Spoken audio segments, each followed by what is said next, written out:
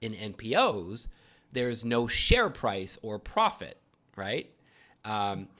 It's not really the purpose of the organization. Now, measurement methods common in the corporate environment are both unusable and sometimes even inappropriate. So this is why strategic planning is such a vital part of governing, managing, and monitoring an NPO's performance.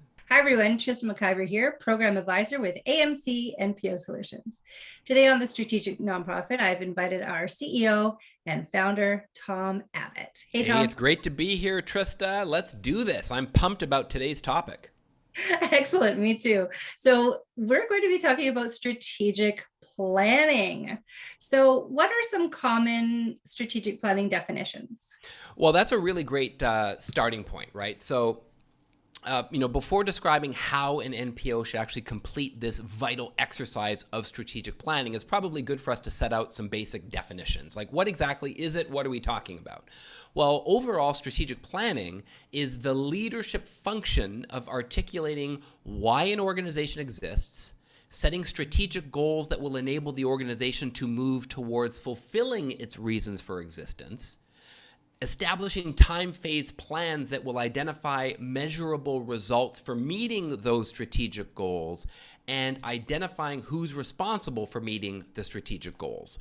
So there's a few other terms that we hear a lot: mission statement, vision statement, value statement. So let me just quickly define those things. So a mission statement is a clear, concise, inspiring statement that states what the organization is, what type of organization it is, and what it does for whom and where. So that's your mission.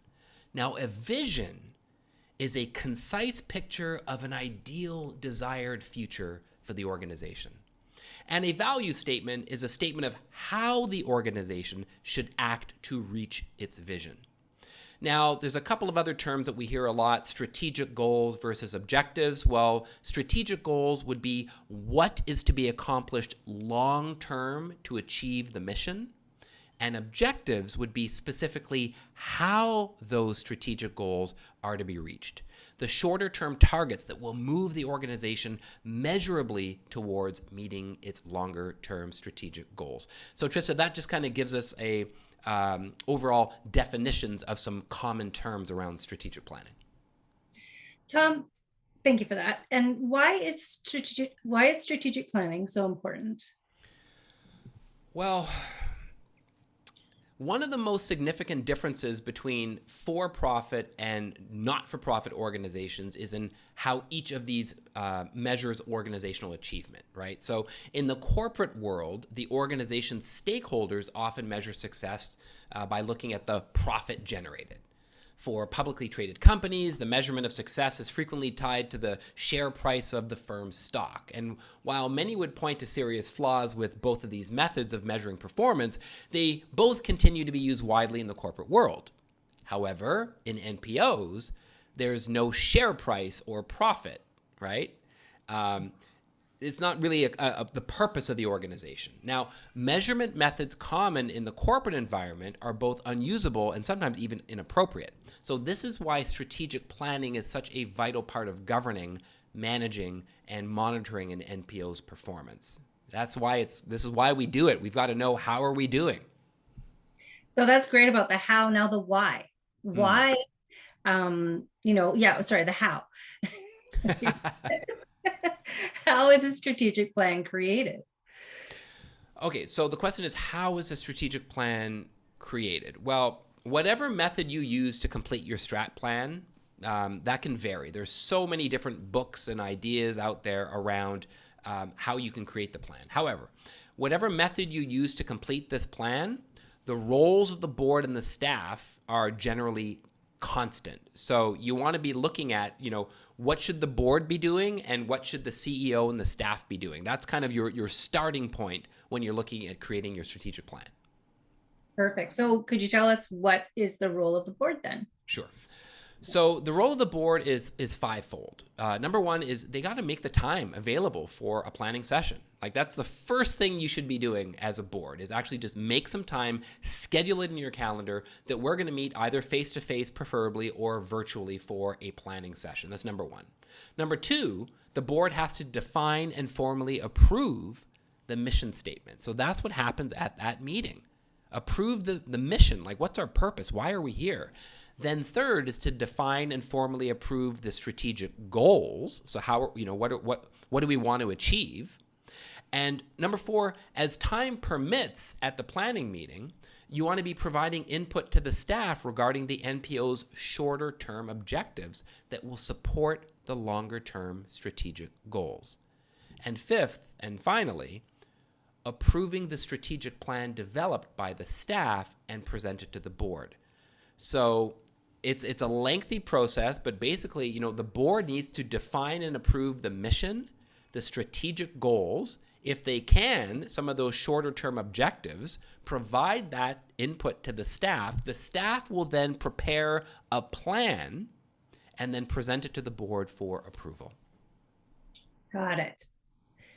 Thank you. So what's the role of the CEO and the senior staff then?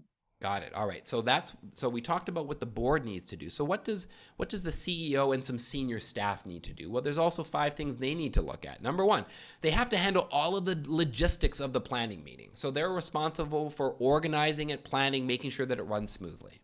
Number 2, they've got to complete any advanced research work required for the planning meetings, including obtaining membership input, whether it's surveys, focus groups, or just online searches. So they've got to come prepared with information, do their research to make this session as fruitful as possible. Number 3, they should be joining as full participants in the discussion of mission and strategic goals at the meeting. Now, when I say they should be joining, again, this is the CEO and senior staff. It's key employees within the organization. Not all staff, but your senior staff and certainly your CEO, they should be joining as full participants in discussions of the mission and the strategic goals. Number 4, the role of the CEO and the senior staff would be to define objectives and programs necessary to support the mission and strategic goals. They're the ones who have boots on the ground. So they need to have a huge say and actually need to define what are the objectives and the programs necessary to actually support the mission and the strategic goals laid out by the board. And then finally, the CEO and senior staff are responsible for drafting a strategic plan document for the review and approval of the board of directors. Great, thank you for that clarification. So what is what's achieved through this planning process?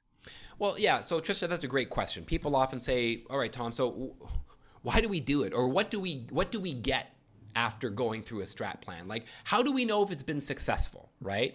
Well, a successful and comprehensive strategic planning process will, among other outcomes, it will reaffirm the mission of the NPO. So why are we here? Are we on the right track? Like, are we aligned? Establish strategic goals that are consistent with the mission. We'll also identify major objectives that will support the strategic goals.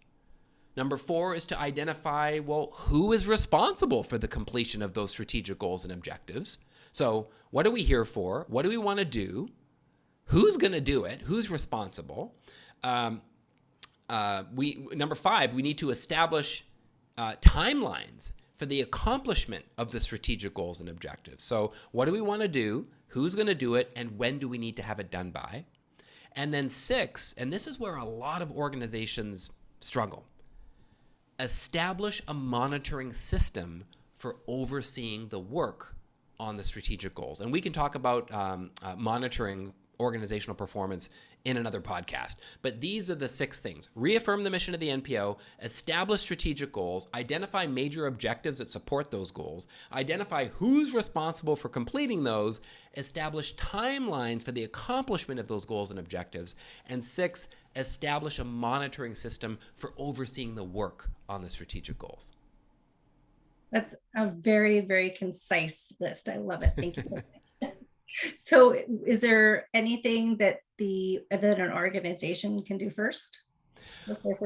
I would say that the end of the strategic planning work by the board of directors does not mean the end of the work for the board. However, it does mark a shift in the board's role from one vital function to another, from responsibility for setting the strategic direction of the organization to responsibility for monitoring the performance of the organization. Excellent. Thank you so much for coming on the podcast today again, Tom. Hey, great to be here. Love sharing stuff about all things NPO governance. I will see you next time, okay?